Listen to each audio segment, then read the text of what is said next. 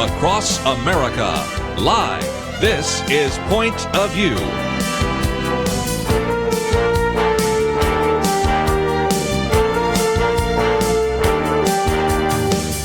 And now, Kerby Anderson. Thank you for joining us. This weekend edition, and this is certainly a program a lot of people enjoy. I was at an event last night. A number of people told me this is their favorite day of the week because they love to hear the roundtable discussion. And boy, do we have a lot to talk about. Of course, Super Tuesday results, as well as another Republican presidential debate, the 11th one this time. A little bit later, we're going to hear from Father Frank Pavone as we talk about the Supreme Court decision that will be coming down on the issue of abortion. South Dakota dealing with this issue of transgender student rights. And of course, on Friday, we always spend time talking about religious liberty, as we do with Penna, Dexter, and Kelly Shackelford. I have no idea how we get all this in today, Penna. I don't even know how we get the political side because there are so many directions you can go right now. Mm-hmm. If you haven't really unpacked the Super Tuesday results yet, and we haven't heard from you, so it's really important to hear from both of you as well. Yeah. Wow. And then, last night's debate I thought was very interesting and actually entertaining. I really didn't want it to end. It was kind of a lot of fun to watch. Now, I will say that we do have a rule around here that we're not going to talk about the size of ears or hands or spray tan. So, but Kelly, did you ever think that we'd have those kind of conversations in a Republican presidential debate? No, it's. I mean, I'm embarrassed watching some of these debates, just for the lack of maturity. It's somewhat of an indictment of our country and our soul and our character, and that we've gotten so entertainment oriented, that these are the people we're picking for leaders. Some of these people, I just thought it was really sad to watch certain parts of the debate. I mean, I felt that not everybody. I thought that Cruz was clearly much more presidential, and I thought that was his best debate. I know a lot of the debates early on, people would say Cruz won the debate, and I would look and I'd go, I didn't think he won that one. I thought Rubio won a lot of the earlier debates. Mm-hmm. This one, I just thought it was hands down, not even close. I've heard other people say that too. And some people could say, well, Kasich, he didn't get into the junk. Yeah, but Kasich, Cruz did an excellent job of bringing truth out about Trump on policy issues that I think anybody thinking person would look at and go, wow, I didn't think of that. That's exactly right. He did that over and over and over again, and yet, despite the fact he was in what a real debate is supposed to be about, he never, went down into the gutter like, unfortunately, you had Rubio and, of course, Trump always doing. I think John Kasich was at a different debate. He wasn't even talking about what he was asked about, which I guess you have the freedom to do. I thought that the tag team between Rubio and Cruz was effective, and it did enable Cruz to look more presidential, and it enabled Rubio to look more just kind of as the guy that's going to punch here and there and from every side, and really did. And so, I appreciated that it almost seemed like they practiced beforehand. I don't think they did, but it kind of felt that way. Yeah. And so I thought it worked well. And it actually put Donald Trump in a place where it showed that he didn't know some answers. I mean, we've already kind of know that, but it showed also, I think, the crassness, again, highlighted the lack of depth on things, and also his positions and his ways that he says he's going to get things done. I think anybody that's worried about President Obama with too much executive authority, well, Donald Trump doesn't even talk about how he's going to get it done with Congress. And some of the things that he prescribes are unconstitutional and illegal, and they almost sound like a dictator of a totalitarian regime. Well, and I think that's kind of interesting because some people have said, is it possible that President Obama set a precedent so that the next president, like a Donald Trump, would just take it further? Or do we need to turn that around and bring in a President Ted Cruz to kind of do a U-turn? And it depends on who we elect. Yeah, really. Which direction we go. I thought the most disturbing part of the debate last night, and I haven't seen this covered by anybody, but was when Chris Wallace went into a line of questioning with Donald Trump about what if, that some of the things he said some people have said in the military that they wouldn't follow that order because it would be an unlawful order. Yes. And would essentially asking him, would he give unlawful orders? And his answer was not, no, I'm not going to violate the law, of course. No, his answer was, I don't care if it's an unlawful order or not, they're going to follow my orders. Yeah. And that was pressed again and again. And I mean, I was sitting there going, now this is really scary. The idea that a president thinks that they're not bound by the law and that they can order people to violate the law. And we're not talking about a traffic ticket, okay? We're talking about killing people in violation of the law.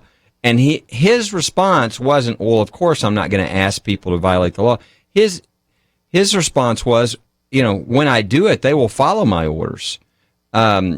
I thought that was, I can't even imagine saying a more outrageous thing and a more dangerous thing to have somebody as president that thinks they don't have that power, that thinks they have that power. That should have been a major issue that was being discussed, because to me that disqualifies anyone from being president. Those of us that are a little bit older, and I want to explain this to our younger audience, back in 1964, you had a presidential campaign between Barry Goldwater and Lyndon Johnson. And one of the most effective television ads back then was the implication that you have an individual, in this case, Senator Barry Goldwater, who is a little bit too unstable and might lead us into a nuclear confrontation. Those kinds of statements, some of the statements about terrorism, you do see that is probably pretty good political fodder for Hillary Clinton, don't you? Oh gosh, yes, I'm sure. There's all kinds of things there. And again, it wasn't a one question and off. It was Chris Wallace kept coming back and he repeated that these were unlawful orders he was talking about, and it didn't faze Trump at all. We also need to, just before we take a break, talk about the fact that Super Tuesday was a significant day for Donald Trump, in which he won 7 particular states, 3 for Ted Cruz, 1 for Marco Rubio, and so certainly kept Ted Cruz in there. Surprisingly, Bernie Sanders won 4 states as well, as of course we also have pointed out Hillary Clinton actually won 7 states. And if you just looked at the delegate count on the Democratic side, it's 577 to 386. But that doesn't add in the fact that they have the Super Tuesdays. The super delegates. Excuse me, I misspoke. Super delegates, and she has 1,001, and so it pretty much is over. Now, there are some super delegates in the Republican Party, but they certainly don't have that same kind of sway. First of all, they're fewer, and they're supposed to vote the way their state voted. So the real issue is that from the very beginning, the Democratic side was rigged. But when we come back, let's talk about what are the possibilities for a Ted Cruz or a Marco Rubio or anybody to actually make a difference. Or is it a foregone conclusion that Donald Trump is going to be the nominee? And then a little bit later, we're going to be talking about this Supreme Court case, a very important case having to do with abortion. And, of course, as we talk about some of these religious liberty issues, that surfaced last night. Matter of fact, maybe we'll come back and see how John Kasich answered that question. I think Kelly would answer it differently, so we'll give him a chance to respond and also give you a chance to add your comments as we continue through our weekend edition. All that coming up right after this.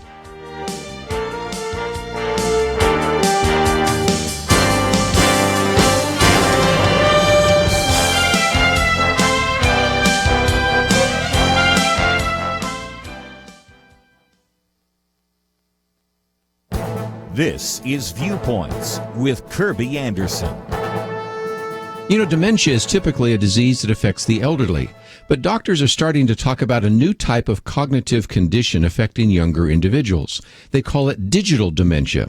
It results, they say, from the overuse of digital technology such as smartphones and computers. Brain function deteriorates because of digital overuse. Now, the left side of the brain is generally associated with rational thought, numbers, and facts. The right side is responsible for creative skills and emotional thought.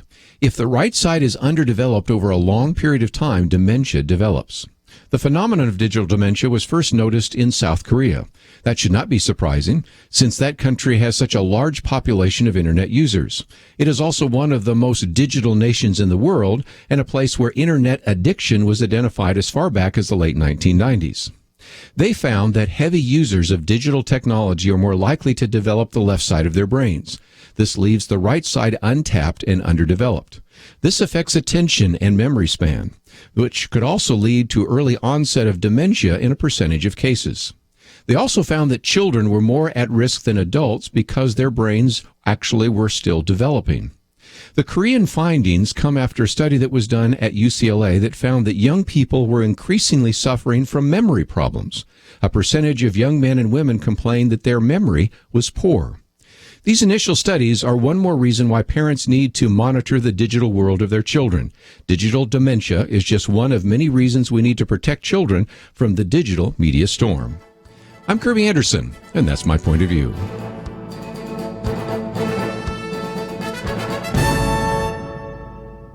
Take Kerby and the Point of View team with you on the go with the Point of View app. Search for Point of View Radio at the Apple or Google Play stores.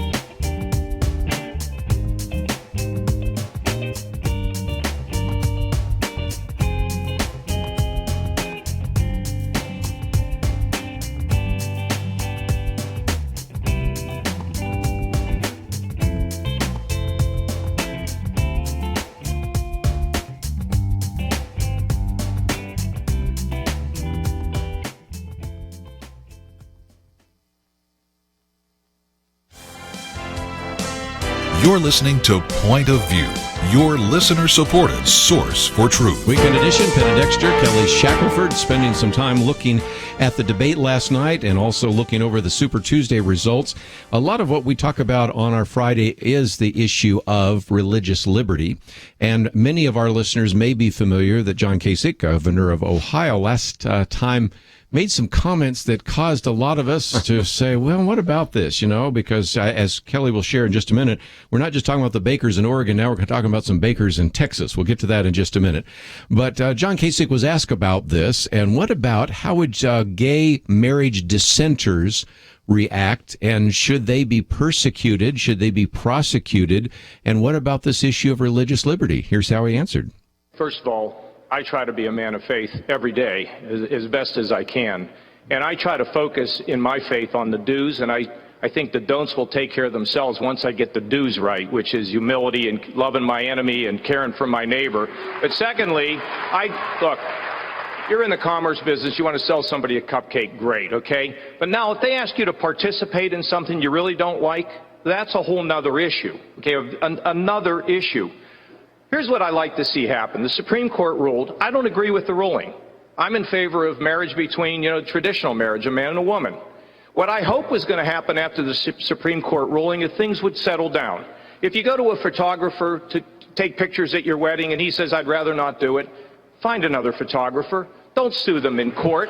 You know what? The problem is bit more tolerant for one another, and at the end of the day, don't go to court. Can't we have common sense in America? That's the way it used to be, and there was a book written called The Dexter. In our country, we need to learn to respect each other. Death of common sense, we need to bring it back, but at the end of the day, if somebody is being pressured to participate in something that is against their deeply held religious beliefs, then we're going to have to think about dealing with it with a law. But you know what? I'd rather people figure this out without having to put another law in the books and have more arguments in this country. Why don't we come together as a country, respect one another, love one another, and lift this country? I think that's what people want. Naive. Okay, last time he was asked the question about religious liberty, and he said something very different, I thought. Yep. And the question was, Governor Kasich, back to religious liberty. You've been a little bit less emphatic. You've said same-sex couple approaches a cupcake maker, sell them a cupcake. Can we trust you? Then, there was this debate before this. Yes. Religious institutions should be able to practice the religion that they believe in. But look, the court has ruled, and I've moved on. And what I've said, Hugh, is the rest of these people, well, he said, is that, look, where does it end? I mean, if you're in business of commerce, conduct commerce, that's my view. And if you don't agree with their lifestyle, say a prayer for them. And when they leave, and hope that they change their behavior. And when it comes to religious institutions, they're inviolate, and he'd fight for that, but not for your ability to do it, to do business as you want. And I thought Liberty Institute put out a great piece today on freedom of worship and how the liberals will give you all the freedom of worship you want, but that's where it stops. Yeah, it was. I was amazed at what he said originally. Obviously, that didn't go over too well, and so he was trying to correct it in this debate. Sort of. Yeah, sort of is right. It's what he said in the first debate. Well, it's in commerce. What's amazing to me is, the week after the Supreme Court decision, I was on Fox News Sunday with Chris Wallace, that show on Sunday morning, and they had the head of the Freedom to Marry movement, Evan Wolfson. And I watched it. Yeah. And they had us in a, debate, discussion, whatever you want to call it. Evan Wolfson said almost exactly what John Kasich said, what Penna was reading, which is, we're all for religious freedom. Religious institutions, notice, okay, we're already narrowing it down. It's not individuals now, it's institutions, should have, the freedom. I mean, we would never tell a church who they could or couldn't marry in their church, right? And so as we pressed, and as I said, okay, well, what about the bakers and the florists, these people that are having their businesses bankrupted? And we went on and on and on and on. And, Shannon Bream, the moderator, says, yeah, what about that, to Evan Wolfson? And his response was, oh, that's in commerce. Yeah. So the message is, you have religious freedom in their world as long as you're in your church or in your home. Right. But as soon as you walk out, it's gone. Now, that's exactly what Justice Alito predicted in his dissent in the same-sex marriage case. He said, they say you'll have freedom to disagree. He said, sure, you'll have freedom to disagree in the recesses of your home in a whisper. Yeah. And Kasich proved it by what he originally said, and so did this leader of the same-sex marriage movement. So that's the agenda that they have. And as Penna mentioned, it's like the difference between, you can have freedom to worship and freedom of religion, the free exercise of religion, which is actually in the Constitution. What about this idea of religious liberty? I think you have obviously got some questions about the way John Kasich says it. You have Donald Trump saying, well, I'll be the defender of Christianity rather than defender of Christians. And you have Ted Cruz that said, look, I've actually fought some of these cases. He went through a couple of cases the other night. Did you notice that? He even mentioned your case. I definitely, all of a sudden I was on an airplane late at night, and I had to watch the debate taped later. But, my phone blew up. Hey, they're talking about your case. So, there's a big difference between somebody who talks about things, and especially they talk about things and you look in their life and there's really no evidence of them ever having a commitment to those things. Right. And somebody who's not just talked and shown a commitment, but actually led the battle on those things. I mean, they're committed to it, or they wouldn't have given their time. They wouldn't have spent, multitudes of hours and where they could be making money. So, I mean, the Ted Cruz thing, obviously, on religious liberty, on the Second Amendment, on those type of things, he's way beyond the other candidates because he's actually fought and sacrificed for them. Yeah, he's really sweated quite a bit to do that, right? That's right. Okay. Yeah. I would have loved to have heard Donald Trump ask the question simply because I would like to hear his answer. And if there's any glimmer of understanding of what the First Amendment really is, I would love to hear that. I really would. And again, I don't have that clip, but let me put at least one more up there, and that would be on the Second Amendment, because we're talking about the First Amendment. And I might just mention, I don't have a lot of clips, and there's a reason for that. There was so much crosstalk that it was really hard to even hear what was being said.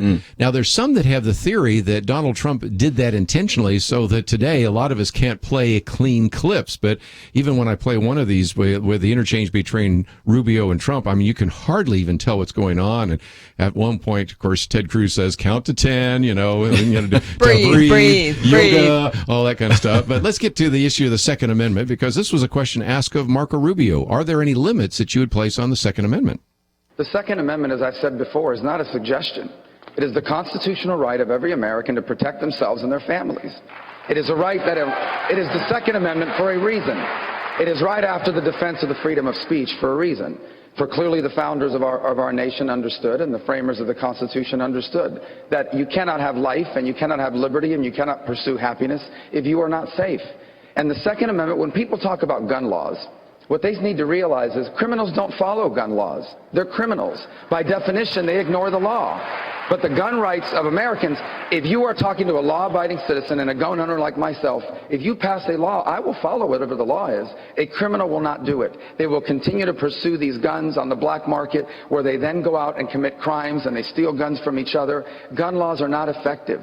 They simply do not provide for safety, but they do, however, ensure that law-abiding people don't have access to weapons to protect themselves and guns to protect themselves, but criminals will always be well-armed. They don't care about the law. They don't follow the law. We will protect the Second Amendment when I'm President of the United States. Kelly Shackelford, you actually had a case that was the Heller case out of Washington, D.C. on this issue of the Second Amendment.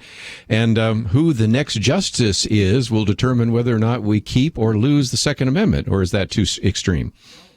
That's exactly right. And I think very few people realize this, that you had in the Heller case, which acknowledged what most Americans understand who can read the Second Amendment, that it says you have a right to keep and bear arms, and that everybody understands that means you have a right to own your own firearm for your own protection. There are some on the liberal side who would rather read into what they wished it said, and so they say, oh, that only applies to the militia. So no individual has a right to own a firearm. 4 members of the court, for the liberals, said, would agree with that. You add one more vote, and that's now the majority, and there is no Second Amendment. So that's the kind of thing we're talking about with the presidency. And to me, the most important thing about the next president is who they appoint to the Supreme Court, because if you get somebody who appoints the wrong person to the Supreme Court, it literally will probably set things in place for the next 30 years. Yes. And so, I mean, there are going to be a lot of more presidents after that, but the court is going to be the same. Maybe 5 liberals, maybe 5 conservatives. I don't know. We'll see. But that's why the presidency, I think that is such a huge issue for this election. We'll be right back. From Focus Features in association with Motive Entertainment comes The Young Messiah. You seek a family from Nazareth with a boy named Jesus. The Young Messiah imagines the journey of Jesus with his family from Egypt to Nazareth and on to Jerusalem, where his identity is revealed and his destiny fulfilled. He's just a child. He is not just a child. In theaters March 11th. Rated PG-13, may not be appropriate for children under 13. More information at youngmessiahresources.com. Are you concerned about what's happening in our colleges, our marketplace, and the halls of government? Let me ask, have you invested in things that yield a good harvest? If you're already giving to Point of View each month, we thank you. You share in the reward for what we harvest. If you're not, now is the time. $30, $65, $100. The more you invest on a regular basis, the more we'll reap together. Give online at pointofview.net. Pointofview.net. Click at the top on Become a Monthly Partner or call 800-347-5151. 800-347-5151. Point of View will continue after this.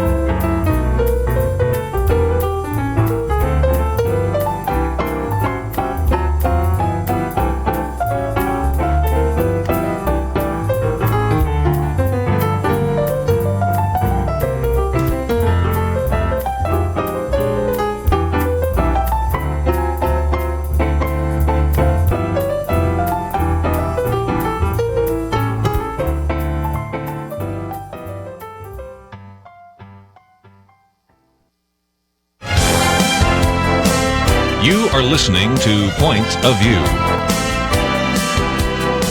The opinions expressed on Point of View do not necessarily reflect the views of the management or staff of this station. And now, here again is Kerby Anderson. Weekend edition, we're spending some time certainly looking back over the Super Tuesday results as well as the debate, but we thought we'd take a pause now to look also back at a decision that went before the Supreme Court. And in order to help us around the roundtable, of course, we have Penna, Dexter, and Kelly Shackelford, but joining us by phone is Reverend Frank Pavone. And Father Frank has been with us on many occasions as the National Director of Priests for Life, an individual that has certainly been at the very forefront of the pro-life debate. And Father Frank, always great to have you on the program. Well, thank you. It's great to be back with all of you. And Penna usually does the interview with you, so I'm going to give her the honors. Okay. Hi, Father Frank. It's so Hi. great to have you. And, you know, we want to talk about this case that went before the Supreme Court. It's a pretty important one. And it's really the case from Texas. We passed such a strong pro-life law back in 2013, and parts of it have been challenged. And a couple of important parts were challenged at the Supreme Court. Were you there? Yes, I sure was. I was outside the court, of course, limited access to actually get inside, but I've spoken since not only with many of the people that were inside, but also with the gentleman who actually made the arguments before the justices for the pro-life side. We had a nice reception after the oral arguments with the folks mostly from Texas, including the women who were behind the actual writing of the law and the contested provisions of it.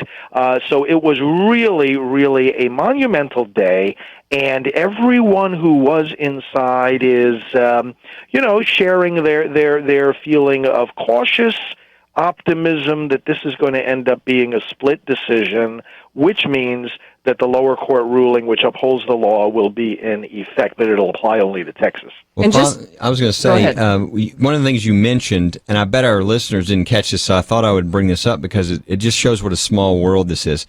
The gentleman that you talked to that argued the case is the Solicitor General from Texas, and I don't know, Father Pavone, I don't even know if you know what he did before he took that job, but he worked with Senator Cruz. Yes. So it's interesting that here you have Senator Cruz's, I don't know what his, I think he was the general counsel, or anyway, he was high up in the Senator Cruz, and then he left to become Solicitor General so he could argue cases like this, defending, the statute that was passed in Texas. Of course, Senator Cruz was once Solicitor General of Texas. That's exactly right. Mm-hmm. So. Well, let's just explain the case quickly, because the two parts of this law are they're very important. A lot of people are trying to argue that they aren't, but one requires doctors performing abortions to have admitting privileges at local hospitals, and that just makes common sense, right? Right, it sure does.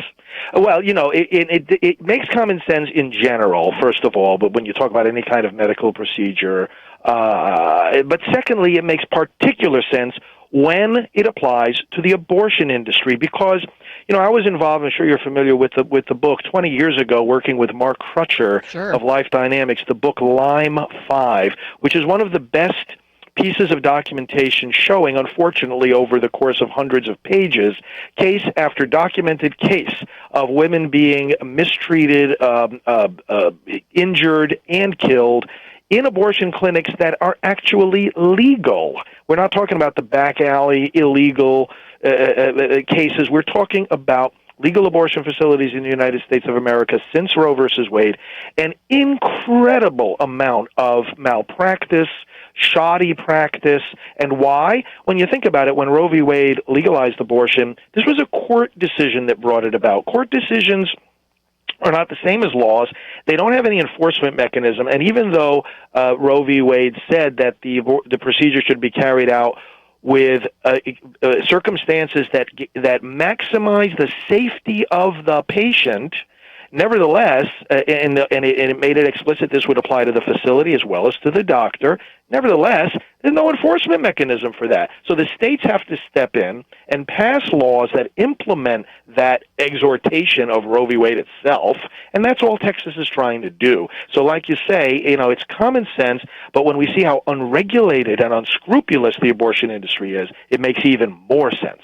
Well, I love hearing this explanation, Father Frank, because they've used this argument that the other part of this law, this case, that requires the abortion clinic to meet certain standards, that poses an undue burden, that causes clinics to close and all of that. But you're saying that really these laws comport with Roe versus Wade. Well, they do. And, well, first of all, they also comport with existing circumstances in Texas, because in Texas, if the abortion is 16 weeks or later into pregnancy, they're already required to be in ambulatory surgical centers. So this is not something new. However, for it to apply to all abortions, you're right. What the other side is saying and whining and complaining about is that, this is going to shut down, most of the abortion clinics in Texas, and God forbid if this were in place nationwide, it would shut down clinics nationwide. Well, I've got a question for the other side, and we raised this question in the rally outside of the court the other day.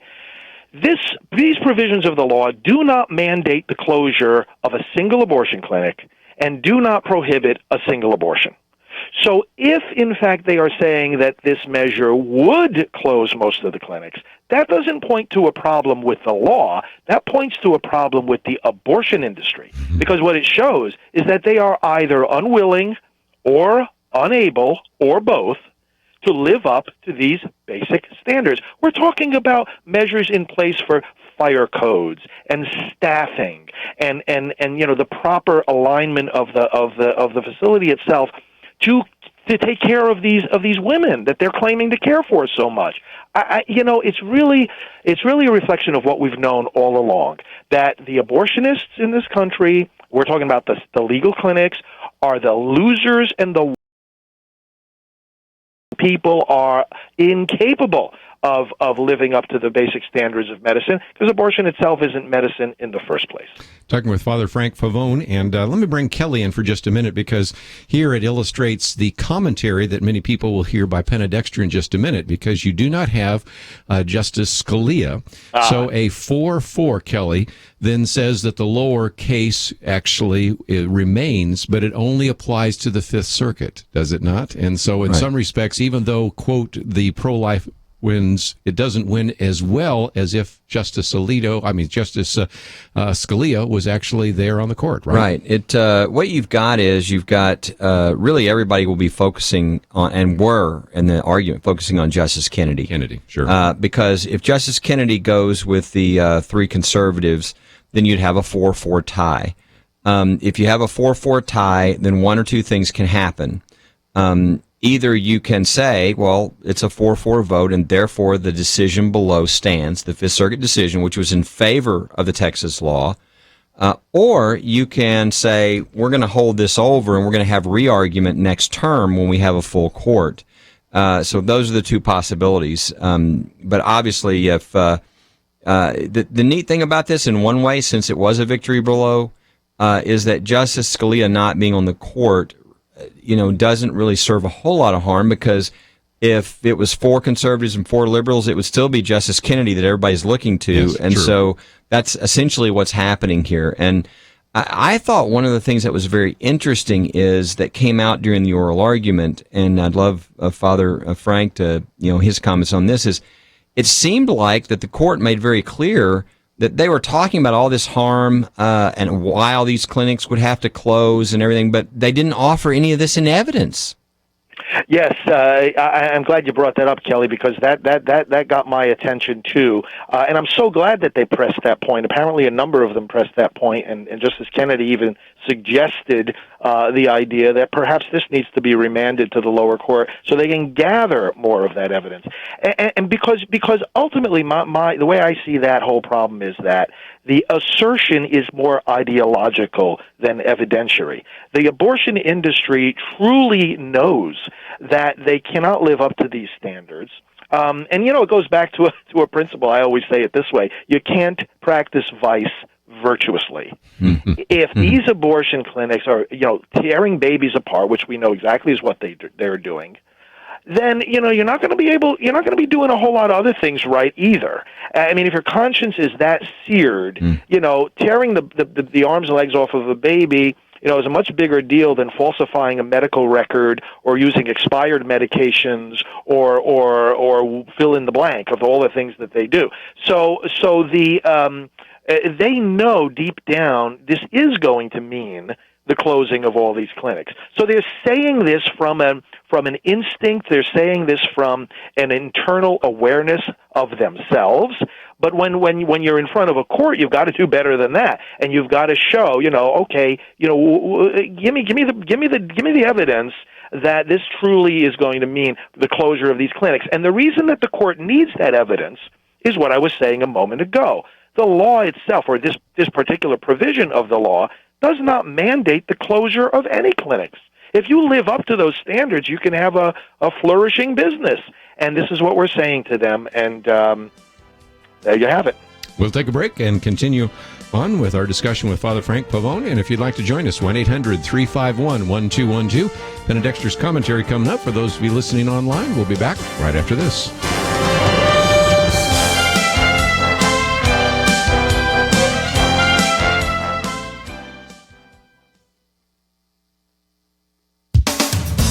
For the first time in nearly 3 decades, the Supreme Court began its session without Justice Antonin Scalia. He will be sorely missed for many important reasons, including his consistent adherence to and strong articulation of the true role of the court, not in enacting someone's preference, but in carefully interpreting the law as it is written. In 1973, 7 Supreme Court justices substituted their own views on abortion for the laws on the books in most states.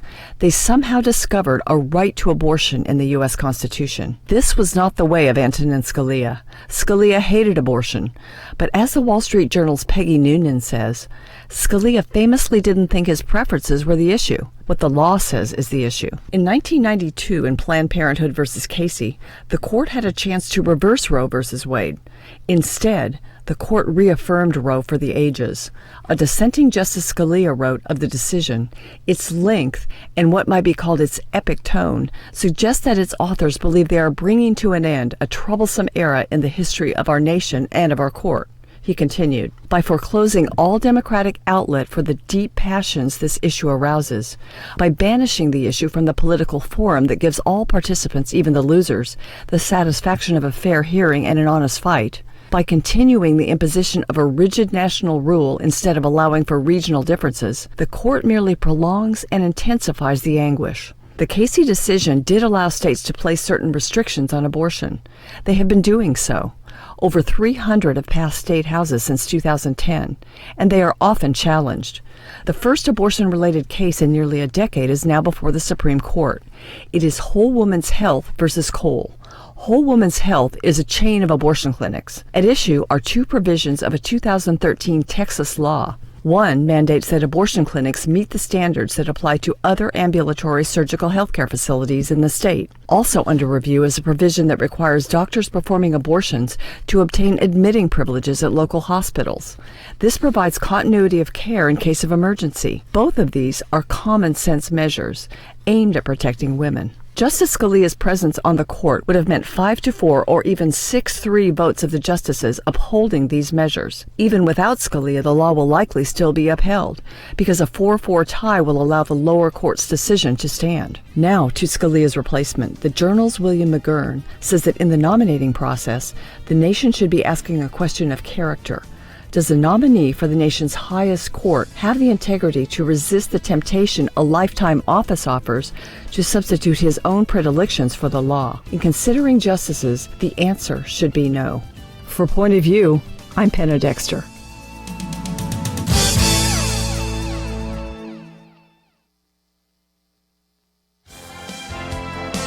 Now, back to Point of View, your listener-supported source for truth. Back once again, if you'd like to join our conversation, 1-800-351-1212. Weekend edition, Penna Dexter, Kelly Shackelford around the round table, as well as Father Frank Pavone. And again, I might encourage those of you that actually receive the commentaries to be watching for that. Penna Dexter's commentary, which we just played a minute ago, Scalia and Abortion. We send that out on Saturdays, and a lot of great material there. Speaking of Saturday, don't forget, those of you in Kansas and Kentucky and Louisiana and Maine, you get to vote tomorrow. And then next week, of course, Hawaii, Idaho, Michigan, Mississippi, to mention just a few of those important cases. And I think it illustrates, Penna, as your commentary points out, it is a little different when you don't have Antonin Scalia on the court. And as we pointed out a minute ago, a 4-4 tie then helps, but doesn't help in terms of maybe protecting other places which have had restrictions on abortion clinics, like in Pennsylvania, because they're outside of the Fifth Circuit Court. Well, that's right. And as we mentioned earlier, there are many other issues where the lack of Scalia, especially if he were replaced right now by a liberal, would be disastrous for many of the issues that are important to us. And this one, we may dodge the bullet to some degree. And Father Frank, Antonin Scalia will be missed, won't he? Oh, my goodness. It's terribly. I mean, by the judicial system as a whole. I think Ted Cruz put it best when he said, as President Reagan has been to the presidency, so Antonin Scalia is to the judiciary. And that's how I feel. It's a professional loss, it's a national loss, and it's a personal loss for so many of us who had the chance to interact with him and his family. Of course, we know his son, Father Paul Scalia, and Father Paul and I have spent time together, and also. He tells some beautiful stories that exemplify the faith of this man and of the whole family, the devotion to Christ and to his gospel. I mean, it was just beautiful. So, yes, sorely missed. And, missed also, in terms of the kind of arguments he made, and in particular to this case that we're discussing. He said back in Planned Parenthood versus Casey, 1992, where the court established this, quote, undue burden standard, which is, of course, very much at issue in this case.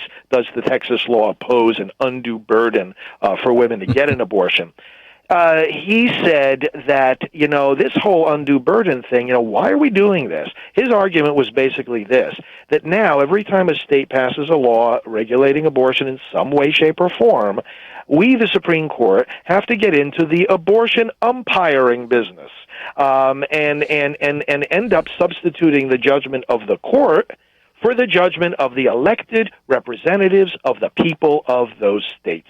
He had a very, very profound regard for the way in which questions like this need to be solved in this country, and he said the legislative and political process is the way that you do it. But now the court is obviously still in this abortion umpiring business, and what we've really got to get to is the point where Casey is overturned, this undue burden standard is thrown out, and we say, look, if a state, through its elected representatives, through its governor, it says the children of this state are going to be protected, and the mothers in this state are going to be protected from the abortion industry, then that's what happens in that state. And that's the point to which we need to get.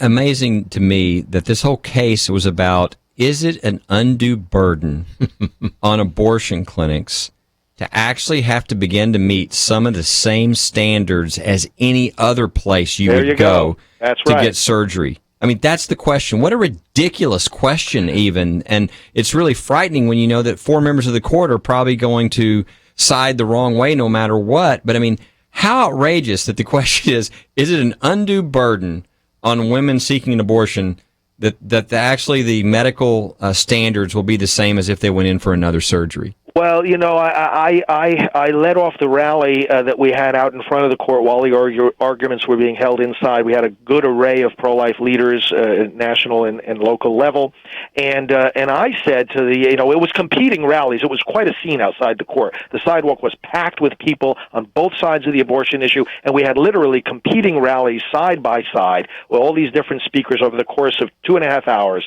But the first thing I said at the opening of the pro-life rally was this: if the abortion industry and its physicians and its clinics and everybody in it wants to continue saying that this is a part of healthcare in America, then start acting like it. Their opposition to this law shows they don't want to act like it. Now, there's another dimension here.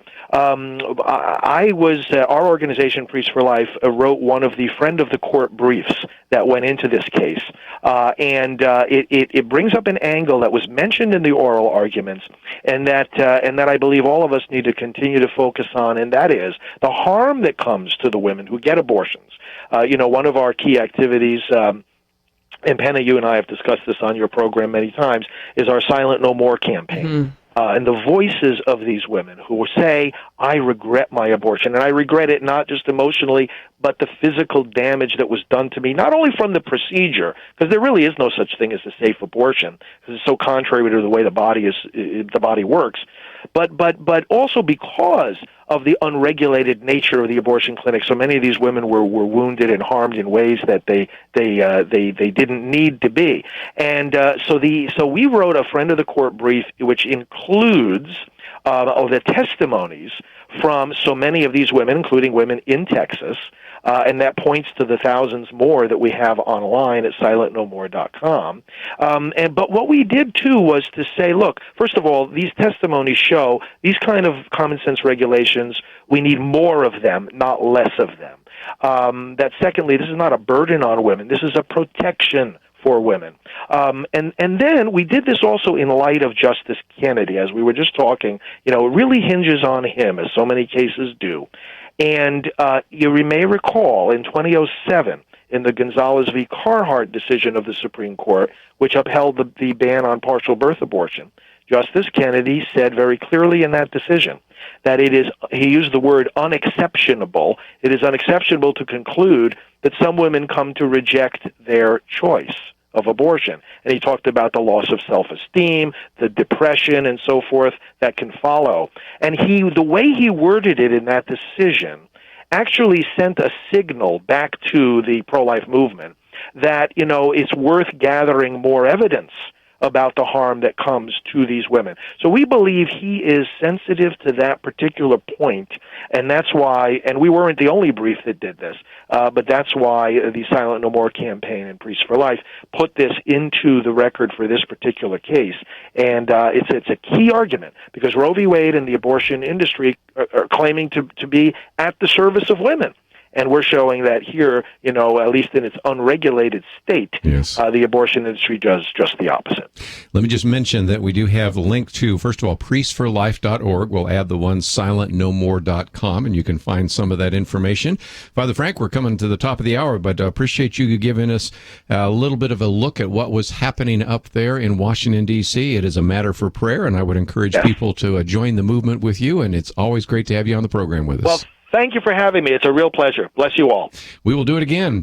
Yes. Father Frank Pavone, and of course we have Kelly Shackelford and Penna Dexter. When we come back, we're going to look at a few more of the comments that happened in the debate, but we also have a couple of other issues up there in South Dakota. Kelly and I have been sharing some emails back and forth about what's happening there in terms of transgender student rights. Haven't even talked about Mitt Romney and some of the comments he had, so we'll see if we can fit all of that in the second hour. But please take the time to visit our website, pointofview.net. We have the Equality Act that we talked about yesterday, and I'll certainly spend a little more time in the second hour talking about this, because this would modify 25 different existing laws to add sexual orientation and gender identity as a protected class. This is very dangerous, and so we wanted you to know about it and to contact your members of Congress, and so we'll get into those issues as we talk about this issue of transgender students, religious liberty, and so much more. We need to take a break, though, and for those of you that have not voted, make sure that you go to our Pray, Organize, and Vote material. That's there for you so that you can make intelligent decisions about those candidates. We'll have more right after this. Later this year, for the 58th time, America will choose a president. As a Christian, what are you doing to prepare for the election? Helping you cut through the major media spin is part of the mission of Point of View.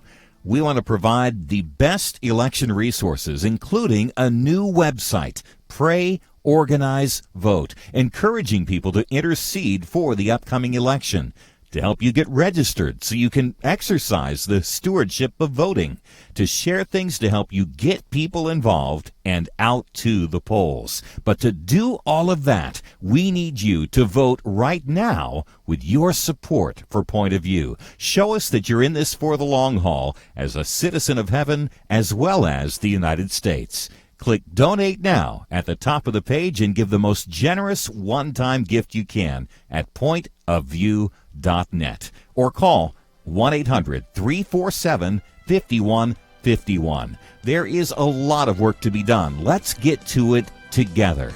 Pointofview.net. at 800-347-5151. Point of View will continue after this.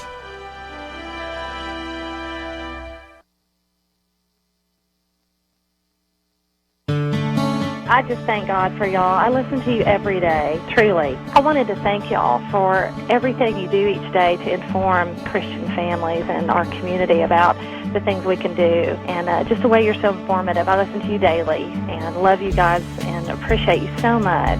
God bless you, Kerby, for keeping this show so on track and for the decades of wonderful help to this nation that Point of View has been. We're all big fans of your work, and we pray that God will just prosper it. As a Christian, over the years that I've followed this program, I am constantly challenged to be on guard and to evaluate what's going on. And if for no other reason, to protect the caliber and the truth of your programming, I need to participate and to back your program financially to ensure that the truth stays out there for people to hear, to view, and to be a part of.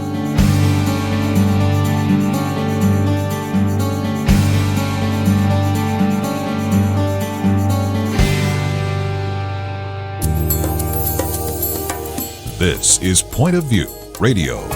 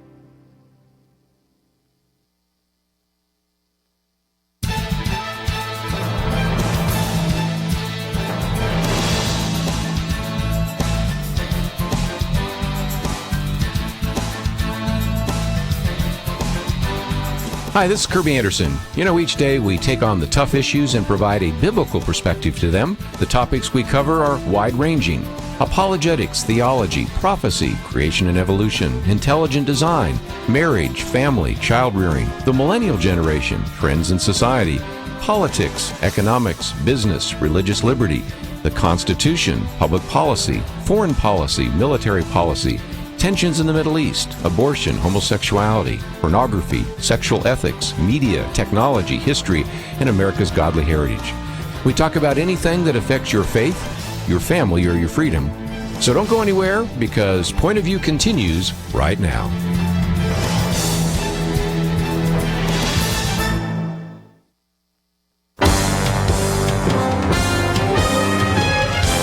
Across America, live. This is Point of View.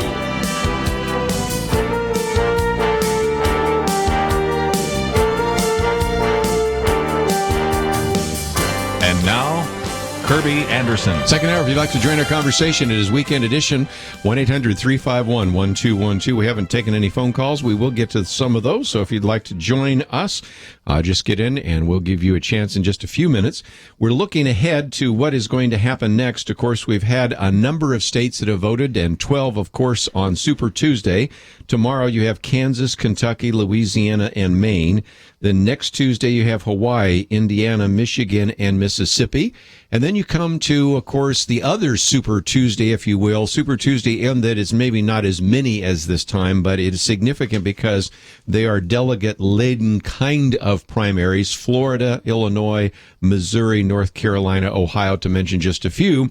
And most of those are winner-take-all. So I want to look at two issues. First of all, how soon is it possible that a Donald Trump can win the nomination? Then, more importantly, if a Donald Trump or a Ted Cruz wins the nomination, who does best against Hillary Clinton? And that came up in the debates. And Kelly, you made a point a while back that right now they're proportional, although certainly we had in South Carolina, it turned out to be kind of a winner-take-all. But once you get to those winner-take-all, if indeed Donald Trump takes many of those states on March 15th, I do get to believe that it's almost over, isn't it? It can get that way, but I think what people don't realize, think a lot of people feel because they watch the talking heads that it's like over now.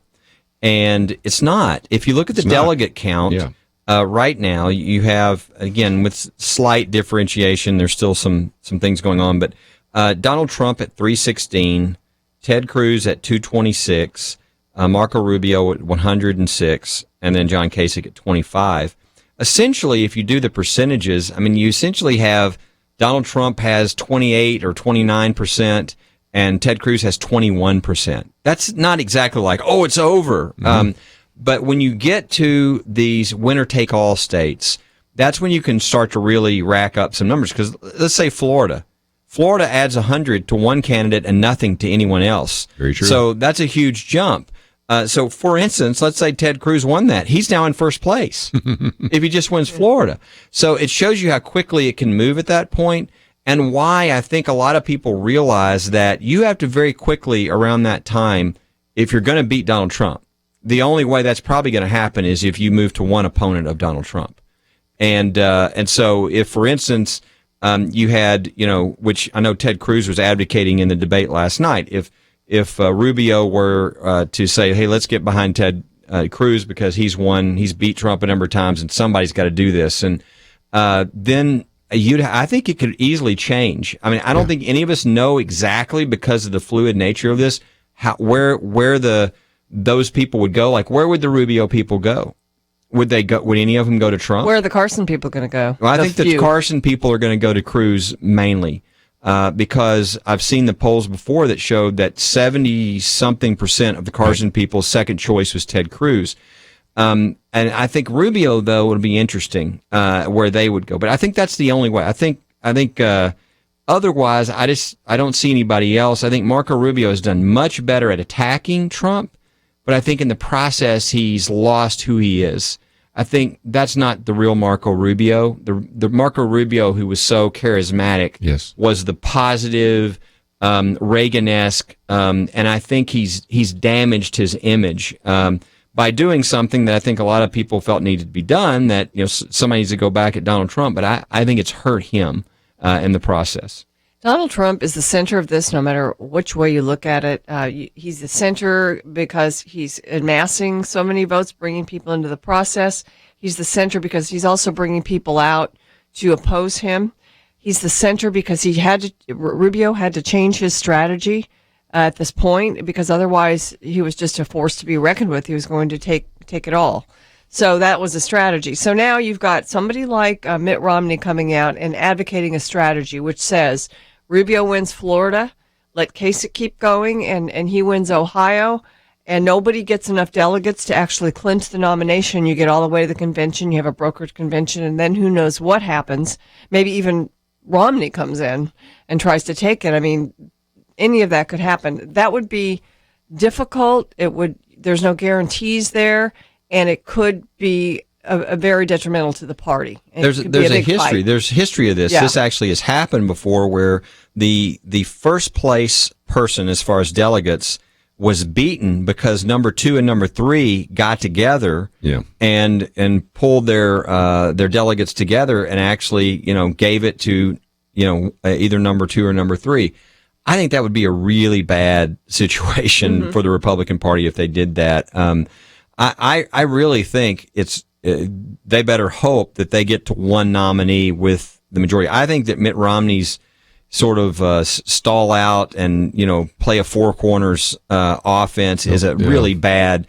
I just thought it was bad on so many levels. I mean, Mitt Romney ran twice, okay, and he lost. So is he going to be the strategist now? Yeah, and so he's now the one that's going to tell everybody. I mean, I thought it was almost like if you wanted to be anti-establishment and you could think of what would the thing that you think would be the most ridiculous thing the establishment would do, it would be for Mitt Romney to come out and now tell everybody what to do. It shows they still don't get it. They don't. It's just incredible how they're not getting the message. And the reason there's a Ted Cruz and a Donald Trump is because of them, and yet they think they can go out and speak and have everyone change their mind. It's like, you're not listening. Yes. You're not listening. Right. Well, and some of our callers want to address that, so we're going to get into that in just a minute. But I might just mention we've posted some very good pieces, one by Charles Krauthammer, Donald Trump, defender of the faith, and how he really has been able to attract the evangelical vote. One by Peggy Noonan, the Republican Party is shattering.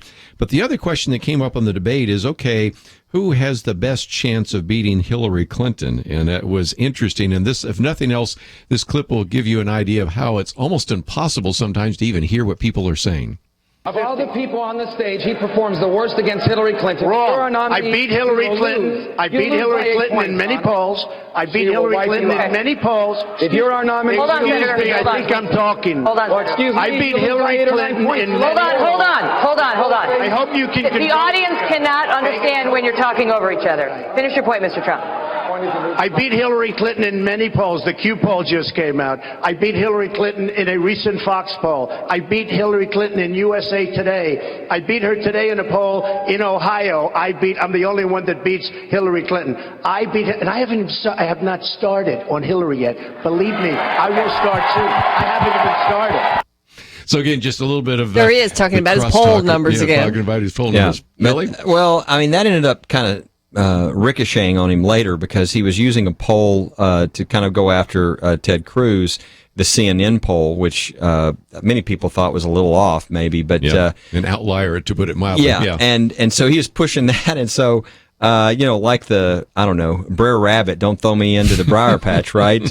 Ted Cruz just waited. You saw a little smile on his face, and when Trump finished, he said, "Let's use that poll, that the CNN poll." He said, "In that poll, Hillary Clinton beats you by 8 points." And so that has been the case. I mean, I think everyone knows if you look at the polls, what they had been, it was Rubio was beating Hillary by the most. Cruz was tied or beating her by a little less, and Trump was losing. I think if you did those polls now, it would be different because Rubio's what he's taken on. But I also think that all that could change once you have a nominee on one side and Hillary Clinton on the other. Well, a number of people want to talk about that, so I'll take some of those phone calls right after this.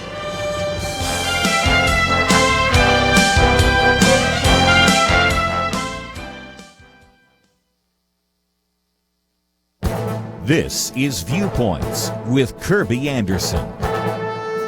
You know, dementia is typically a disease that affects the elderly, but doctors are starting to talk about a new type of cognitive condition affecting younger individuals.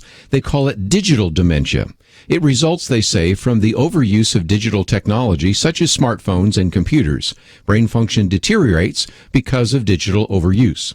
Now, the left side of the brain is generally associated with rational thought, numbers, and facts. The right side is responsible for creative skills and emotional thought. If the right side is underdeveloped over a long period of time, dementia develops. The phenomenon of digital dementia was first noticed in South Korea. That should not be surprising, since that country has such a large population of internet users. It is also one of the most digital nations in the world, and a place where internet addiction was identified as far back as the late 1990s. They found that heavy users of digital technology are more likely to develop the left side of their brains. This leaves the right side untapped and underdeveloped. This affects attention and memory span, which could also lead to early onset of dementia in a percentage of cases. They also found that children were more at risk than adults because their brains actually were still developing. The Korean findings come after a study that was done at UCLA that found that young people were increasingly suffering from memory problems. A percentage of young men and women complained that their memory was poor. These initial studies are one more reason why parents need to monitor the digital world of their children.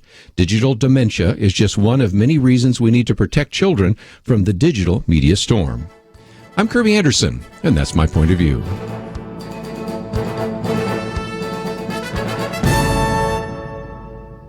Take Kerby and the Point of View team with you on the go with the Point of View app. Search for Point of View Radio at the Apple or Google Play stores.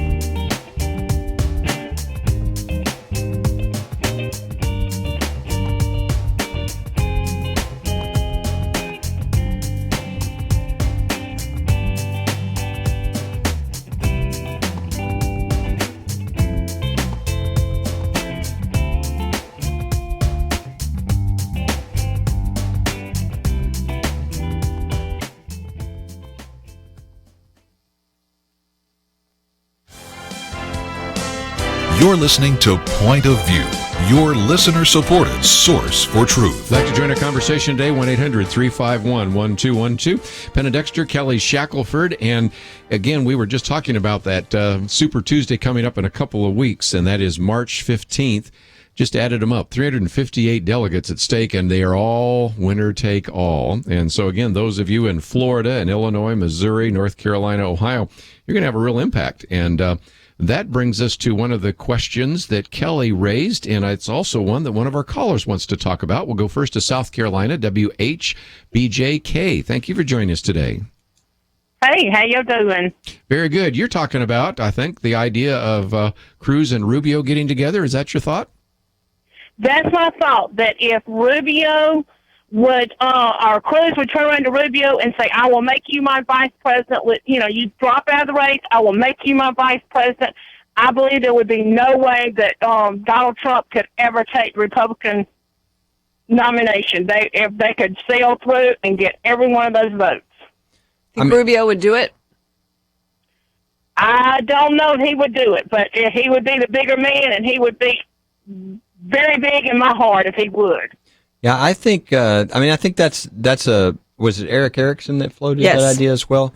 I think it's the only way it would work. I think if you had Cruz, for instance, drop out, which wouldn't make any sense, but let's say he did, and Rubio said, "Hey, I'll make you my vice president." I think a lot of the Cruz people would go to Trump, because I think they're anti-establishment people. It's an insurgent candidate they're looking for. Yeah, right. And so I don't think that would work. And so I think the only way it would work is if you had Rubio agree to drop out and Ted Cruz would say, hey, I'll make you my vice president. Again, we'd have to see the numbers, because I don't know, where do those Rubio has this weird combination of supporters. He's got the establishment. He's their candidate at this point, right? So he's got establishment support, but then he's also got conservatives and Christians who figure out who like that he's been speaking about his faith. Who's said, look, I don't want to embarrass Jesus. I don't want to embarrass my children with what I do. I mean, he's got this other group that's supporting him. And so I think the only question there is I think those people would easily go with Cruz, but I don't know what the establishment would do. Would the establishment go with Cruz because they don't like Cruz either? Would they go home? I don't know. I don't know what difference it makes. That would be fascinating to see. If you had, I know we all saw the polls a month ago or whatever it was, if it was Trump versus Cruz or Trump versus Rubio at that time, Trump loses by 16 points. But I think things have changed now. And I think especially with Rubio, I don't think because he's had to attack and kind of get out of his normal image and everything, I think that's very different. So, and I do not think that's going to happen. I think the establishment has decided Rubio is the last chance for the establishment and Florida is the key. And I think they're going to pour millions of dollars into attack ads in Florida against Trump, and they're going to try to do what they felt like they did in Virginia, come on real strong by, attacking Trump, and that they're going to catch him there. It really has to be the campaigns, I think, that take the strategic path if it were to be taken. It would have to be Marco Rubio making a principled decision, looking at his chances, actually there's a real upside for him if he were to be elected vice president. He's so young. He could have a long career ahead of him in the administration. And, I think it would have to be the campaigns because you're absolutely right. The establishment, the party is not going to get behind Ted Cruz unless they're have a knife to their head. And I think many have said they would get behind Trump before they got behind Cruz. Yeah. Let's take another phone call because that gets us into who's now electable if indeed they're nominated. We'll head out to Illinois this time, WPEO. And Daniel, thank you for joining us today. Yes, thank you. I appreciate your program. Well, I'm going to point out the obvious. Considering how important this election is, especially with regard to Supreme Court appointees, obviously we may not like it, but sometimes we have to put our individual personal feelings aside and consider the greater good or the lesser of the two evils. Basically, I think it boils down to simply, do you want Hillary Clinton to be president? I sure don't. I'm afraid Donald Trump is going to be completely destroyed if he is the nominee. And this is being done even by conservatives. So I just want to make that comment, and I'll hang up and listen to what you got to say. Very good. Let's talk about the electoral map for just a minute and see how a Trump would do compared to a Cruz. And that is, I have a commentary coming out next week, so if you want to read it all, first of all, let's remind ourselves you need 270 electoral votes. And you actually become president by winner take all in most of those states. And there are 18 states and the District of Columbia that have voted Democratic since 1988. These are all the New England states with exception of New Hampshire, a number of eastern states like Delaware, Maryland, New Jersey, New York, and Pennsylvania. Also includes a couple of states in the upper Midwest, Illinois, Michigan, Minnesota, Wisconsin, and of course the West Coast states, which would be California, Hawaii, Oregon, and Washington. Well, if you start with that's 242 electoral votes. Gosh. That means that Hillary Clinton starts with that assumption. Now, again, we're assuming she's not indicted, but if she does, maybe that changes everything. Now, is it possible that Donald Trump or Ted Cruz could take one of those states away from her? Maybe. But it's a big maybe. If you can put into play any of those blue states, New York, New Jersey, Wisconsin, Pennsylvania, then it changes it. But if not, she starts with 242 electoral votes and only needs 28 more. And those are easy to pick off from one of those toss-up states like Florida, Ohio, or Virginia. That's issue number one. Donald Trump also has to think about the ethnic composition because when Barack Obama ran, he always got more than 90% of the African-American vote. Does Donald Trump get that African-American vote up past 10%? It's hard to see that he does. Also, interesting enough, Barack Obama got more than 70% of the Hispanic American vote. Well, Donald Trump, he has the highest negatives of any Republican candidate amongst Latinos. That's not the case with Ted Cruz or Marco Rubio. So a Marco Rubio, Ted Cruz ticket, however you want to do it, and we're putting Ted Cruz first, Marco Rubio second, they eat into significant numbers of that Hispanic vote, and that puts all sorts of different places into play and actually is a lot better. So when you talk about not just the percentage, but you look at the actual electoral map, okay, Ted Cruz might put a couple of states into play because of the Hispanic vote and because of just the anti-establishment vote. But does Donald Trump?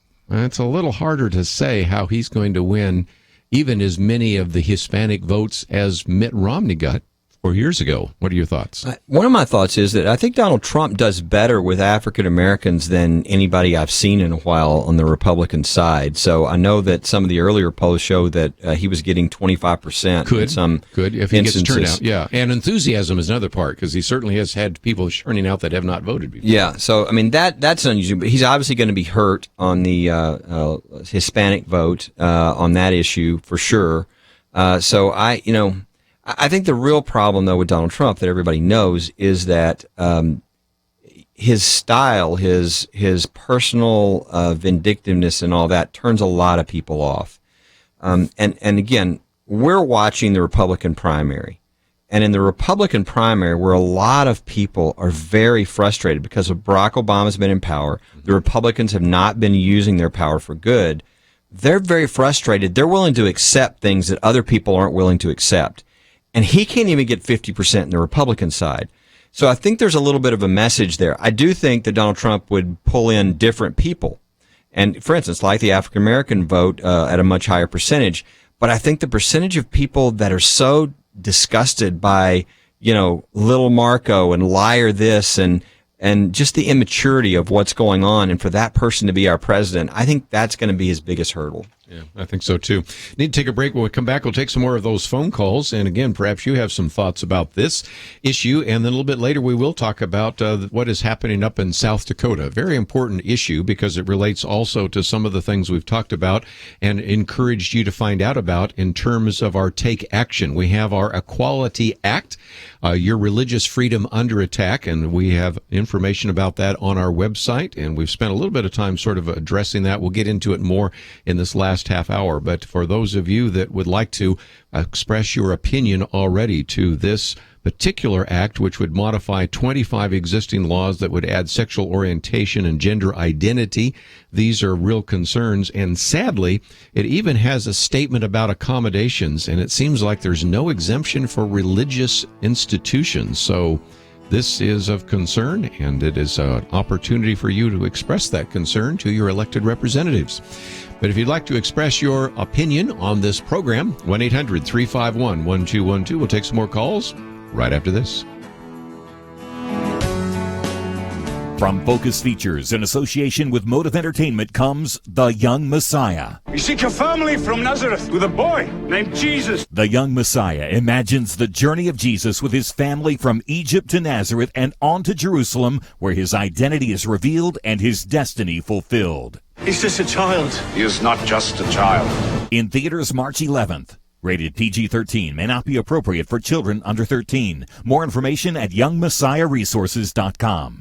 Are you concerned about what's happening in our colleges, our marketplace, and the halls of government? Let me ask, have you invested in things that yield a good harvest? If you're already giving to Point of View each month, we thank you. You share in the reward for what we harvest. If you're not, now is the time. $30, $65, $100. The more you invest on a regular basis, the more we'll reap together. Give online at pointofview.net. Pointofview.net. Click at the top on Become a Monthly Partner or call 800-347-5151. 800-347-5151. Point of View will continue after this.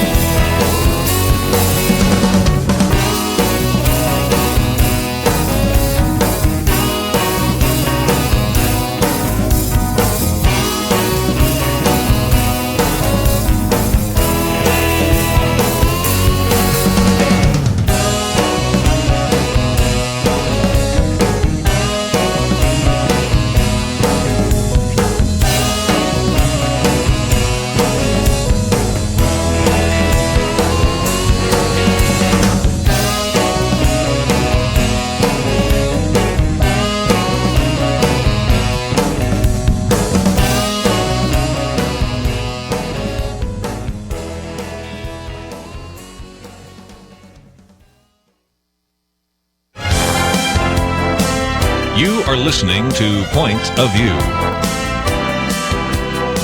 The opinions expressed on Point of View do not necessarily reflect the views of the management or staff of this station. And now, here again is Kerby Anderson. Final half hour, if you'd like to join our conversation, almost all the lines are full, but as a caller drops off, you can join us, 1-800-351-1212.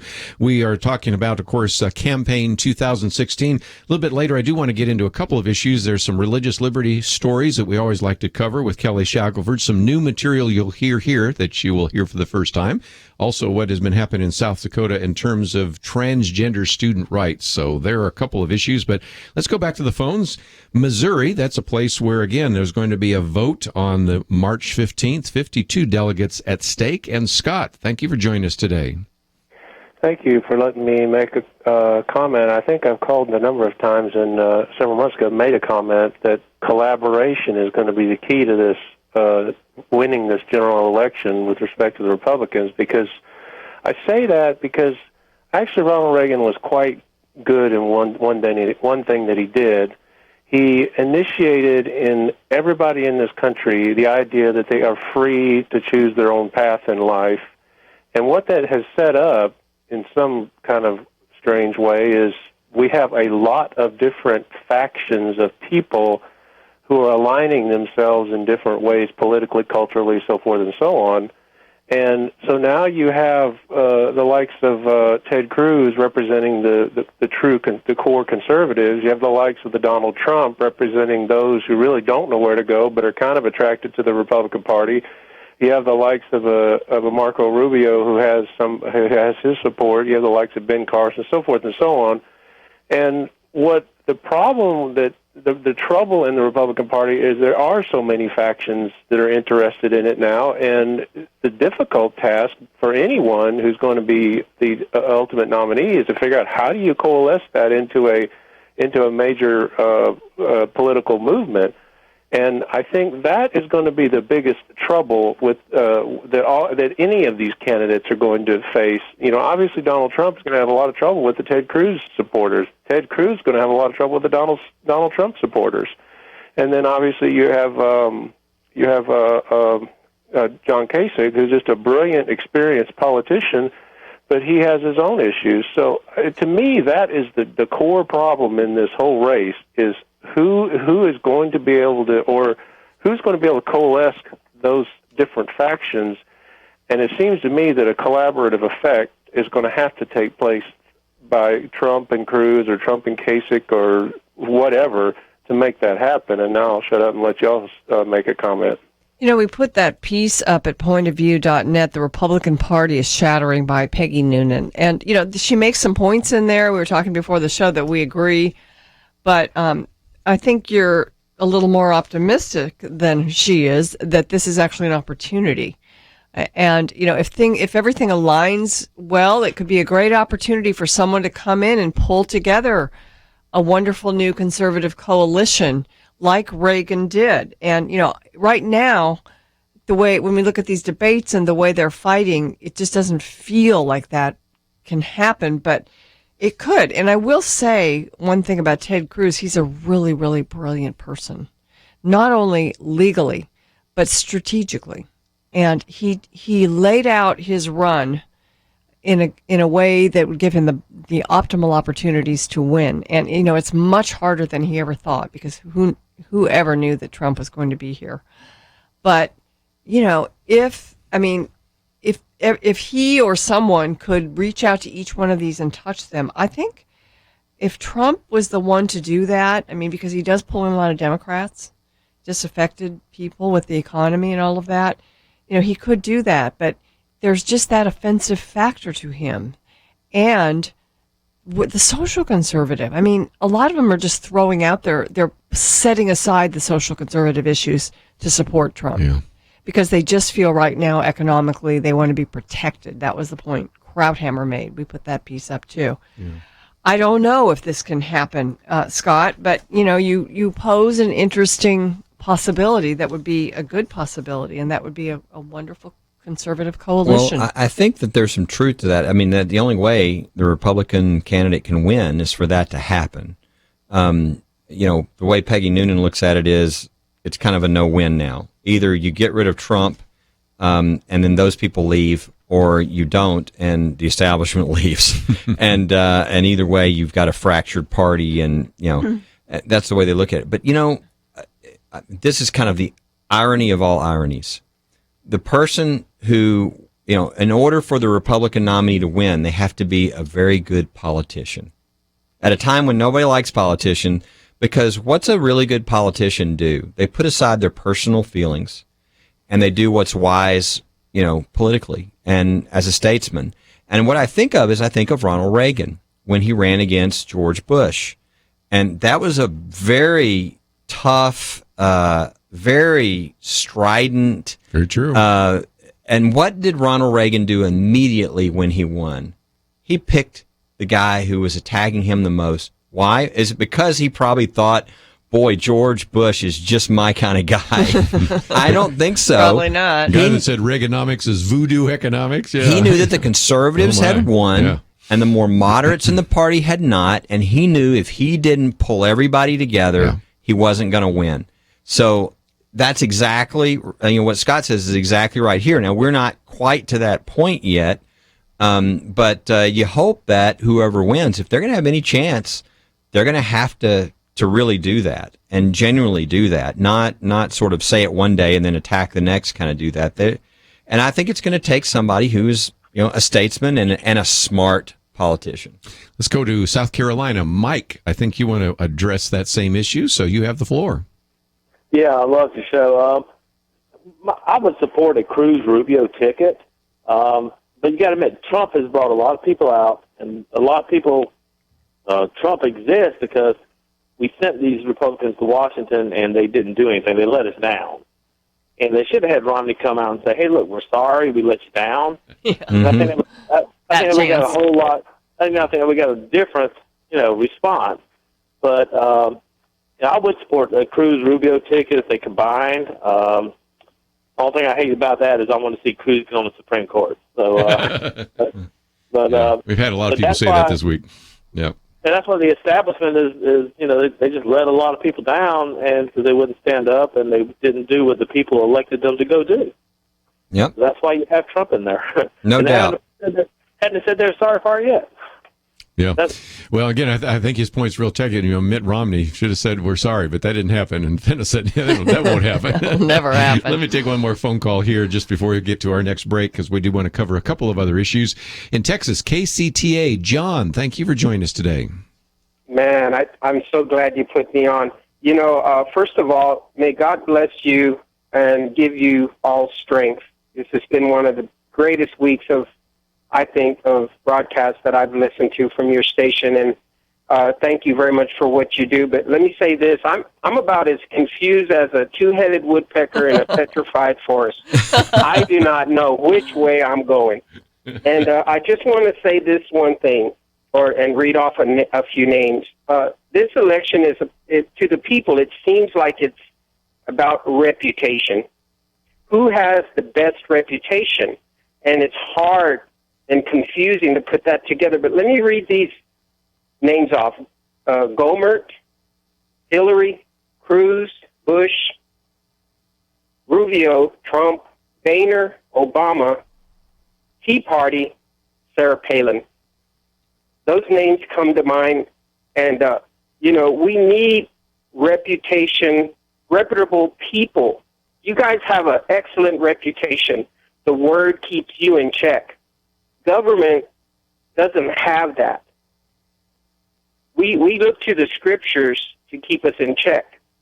They look to politics and reputations that are not meaningful in this life. What do you think? I'm going to hang up and listen. Sure. What about reputation? I guess some people are saying, I want a statesman. And again, you say we also need a politician, but we also need somebody that holds to the principles no matter what kind of pressure is put on him or her. This is why I think it's important. I mean, I've said this before. The only way you can really know what somebody's going to do is if they were doing it before they ever ran for office.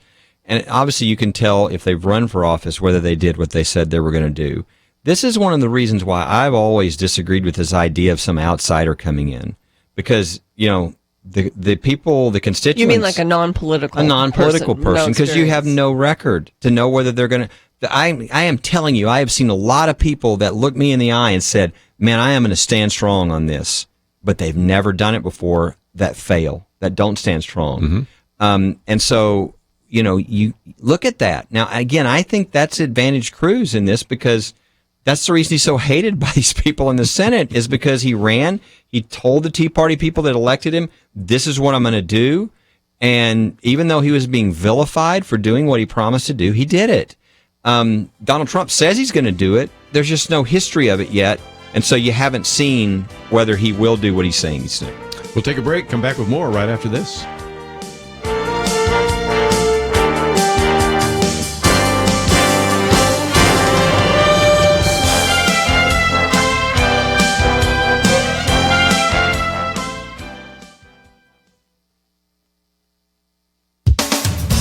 For the first time in nearly 3 decades, the Supreme Court began its session without Justice Antonin Scalia. He will be sorely missed for many important reasons, including his consistent adherence to and strong articulation of the true role of the court, not in enacting someone's preference, but in carefully interpreting the law as it is written. In 1973, 7 Supreme Court justices substituted their own views on abortion for the laws on the books in most states. They somehow discovered a right to abortion in the U.S. Constitution. This was not the way of Antonin Scalia. Scalia hated abortion. But as the Wall Street Journal's Peggy Noonan says, Scalia famously didn't think his preferences were the issue. What the law says is the issue. In 1992, in Planned Parenthood versus Casey, the court had a chance to reverse Roe versus Wade. Instead, the court reaffirmed Roe for the ages.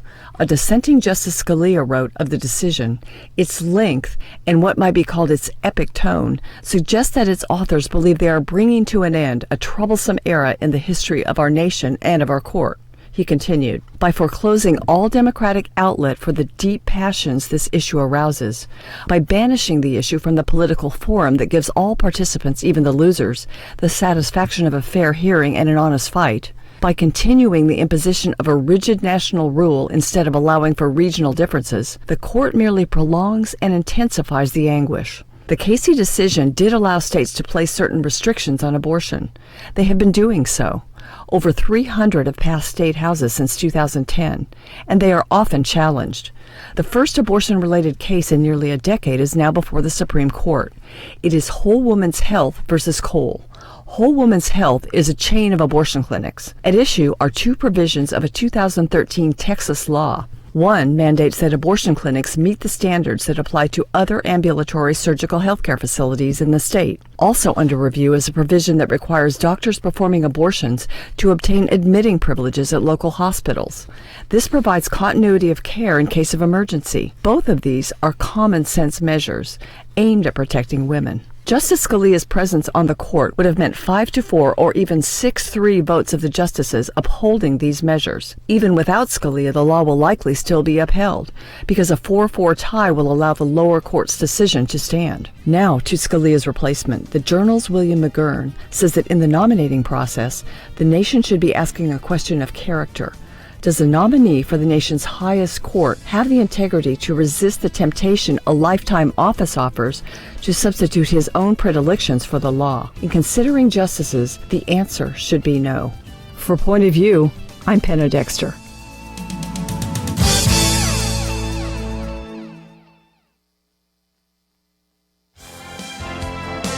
Now, back to Point of View, your listener-supported source for truth. Back for a few more minutes, and again, we've done our best to try to cover a lot of different issues, but I did want to, before we run out of time, when we have Kelly Shackelford and Penna Dexter on our weekend edition, talk about some of these religious liberty cases, as illustrated by the fact that there was a very pointed question, as we pointed out in the first hour, to John Kasich about what he would do with gay marriage dissenters. Well, we're not just talking about one baker now. Of course, we've talked about Oregon and Colorado, but you have another case right here in the state of Texas. Tell us more. Well, in Longview, same situation. We had a baker, and we had a man come and say that he wanted them to do their wedding cake for 2 men, and they said they were really sorry, but that they didn't do same-sex weddings. And next thing, they thought no big deal, and they, referred them to someplace else and thought it was over. And then all of a sudden, it was in the newspaper a few weeks later, and now they're getting more than, death threats, things said of what's going to be done to their children. They've actually had their mailbox destroyed. All kinds of things. It's just incredible. And as they point out, look, they've turned down cakes before. People that wanted them to do things on the cake that, were sexual. Yeah. Oh, sure. And they said, we're not going to do that. We're going to follow our faith. And so it should be a real simple matter. Unfortunately, it obviously wasn't for Governor Kasich. He, really stepped in at the first, and he tried to correct himself, at this most recent debate, but he said, well, I'm not going to force people to, participate in things that, so he's moving in the right direction, but he's still missing out and very naive, as Penna said. Naive. We can all come together and agree on this. He said that after the Supreme Court decision on same-sex marriage, he thought that everybody was now going to calm down. And I'm like, do you not know why they want this decision? Yeah. It's to use as a battering ram to, go after people who disagree. Even if 99% calm down, it's still that 1% that are bringing the lawsuits. That's right. That's all it takes. Yeah. And so you've got bakers, and we've got photographers, and we've got florists, and it's happening everywhere, right? So this is another one of these cases, and it's just sad. It's just incredible, the persecution that goes on against these people. It's continuing to happen against Aaron and Melissa. Within the last month, she's gotten a death threat. Just 3 years afterwards, when they're already bankrupt, their business is already bankrupted. They've already have a penalty against them for $135,000, but that's not enough. We're still going to do death threats and threaten your children and all of this. So, but we're dealing with evil, and that's we know where this comes from, and so we've got to fight these. Though what all the dissenters said on the Supreme Court was, we all know what's next. The next case at the Supreme Court is going to be about religious liberty and whether this now crushes religious liberty. And that's what these cases, that something's going to percolate up and we're going to get a decision. And that's why I've been saying for a while that in the next 3 to 5 years, I think we're either going to lose religious freedom as a nation or we're going to save it for our kids and our grandkids. Might just mention that we have a link to firstliberty.org, and it's a new website protecting you, securing religious liberty for all Americans. So if you have not been to the new First Liberty website, go to that. Penna, what are your comments about some of the issues we're talking about here? First of all, I love the name. I think it really makes a lot of sense and speaks to the times. On these two cases of people who are bakers, first of all, these people are heroes because they're standing at great cost to their faith. But the question I have, Kelly, is like the Kleins, Aaron and Melissa Klein, which was sweet cakes in Oregon. It was the state system that really came against them.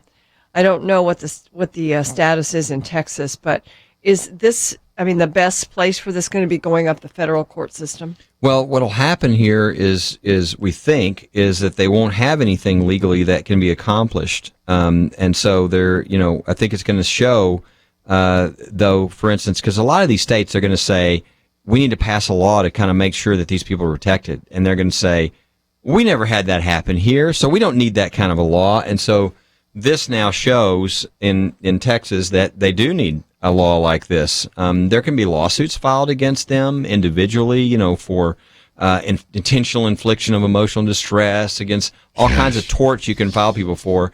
And so this is why this type of legislation to protect people running their business in accordance with their faith is really being attempted in most states around the United States, because that's the only way at this point to get protection from these types of attacks and lawsuits. So they have to be ready. Yes. Businesses now have to begin to be ready. It's not just religious organizations. No, it's something that everybody's going to have to prepare for. We've got a lot of legislation that needs to be passed as a result of that Supreme Court decision, because the Supreme Court decision, if they use it as a weapon, then what they do is they come in and say, hey, you don't know the new belief. It's same-sex marriage, and if you disagree, here's how you will be punished. That's now having to be fought in all kinds of different ways. One of the things that's just happened that very few people know about is our federal government is now putting on a list for the public to see any Christian or religious college or university around the country who's asked for a waiver from their, sexual orientation, gender identity, discrimination laws. Now, why, in other words, if you're a Baptist college and you have a belief that marriage is a man and a woman, you have a right to not follow the government's what they think is in or good, and everybody recognizes that. But so what are they doing?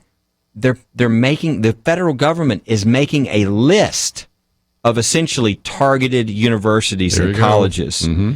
And so, I mean, we could go through 50 ways that we're seeing these kinds of things happen, but we're in a real battle for religious freedom. Now it's, LGBT, right? But the point is, if whatever is popular defeats religious freedom, then whatever is popular next time will defeat religious freedom too, and you've lost religious freedom. And so that's why we have these battles that are so important, like things in Indiana, when they try to pass a simple religious freedom law, and all of a sudden there's an outrage, and there's this all these companies saying they're going to leave the state, and if you pass religious freedom, it'll be used against gay rights. It doesn't say anything. That law said nothing about any of that. It just gave basic religious freedom protection. This is the battle now about whether we're going to have religious freedom in this country or whether it's inconvenient for people who want to push their issues.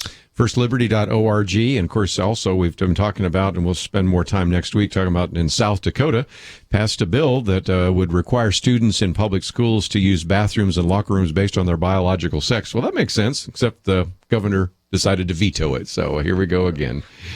Well, we are out of time, but I just certainly want to alert our listeners. First of all, some of you are going to have a chance to vote tomorrow, and that's Kansas and Kentucky, Louisiana, and Maine. 155 delegates at stake there. Those four add up to what happened just in the state of Texas. Then next Tuesday, again, you have Hawaii, Idaho, Michigan, Mississippi, 149 there. And then, of course, we get to another kind of Super Tuesday, which happens on March 15th. Florida, Illinois, Missouri, North Carolina, Ohio, 358. As Kelly said, by then it might be a little bit further down the road, and the fact that you still have a vote that means something is really significant. So make the effort to go to our website, pointofview.net. Go to Pray, Organize, and Vote. Find some of that information. If you haven't had a chance to take action on the Equality Act, we'll certainly give you more information about it. But if you already want to let your elected representative know how you feel, that information is there, and we make it very easy for you to do so. Kelly, I know you're going on spring break, so we won't see you around here for a week or two, but Penna and I and some of the other people will hold down the fort while you're away. So thanks for being with us today. Oh, it's good to do it. I'm sure nothing will be happening over the next week either. If it gets really bad, I'm going to call you by phone. And Penna, thank you always for serving here. It's just great. It's been fun. Well, that's all we have. Enjoy the weekend. Some of you need to go out and vote. We'll talk about how that turned out on Monday. I want to thank Andrew, Catherine, and Shamila for their help behind the scenes. Visit our website, pointofview.net. We'll see you back here on Monday.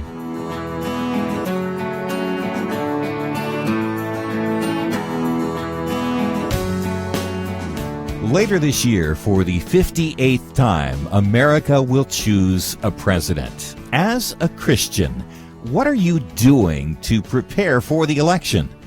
Helping you cut through the major media spin is part of the mission of Point of View.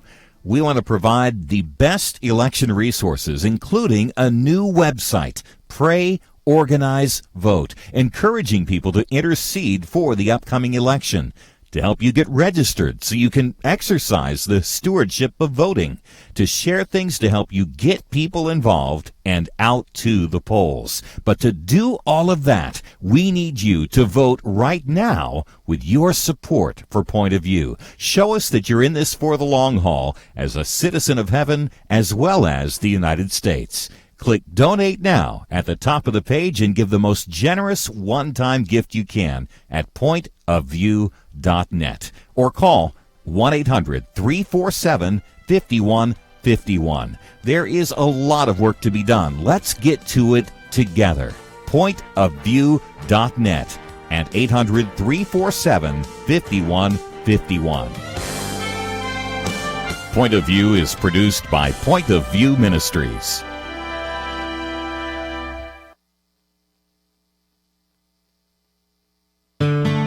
I just thank God for y'all. I listen to you every day, truly. I wanted to thank y'all for everything you do each day to inform Christian families and our community.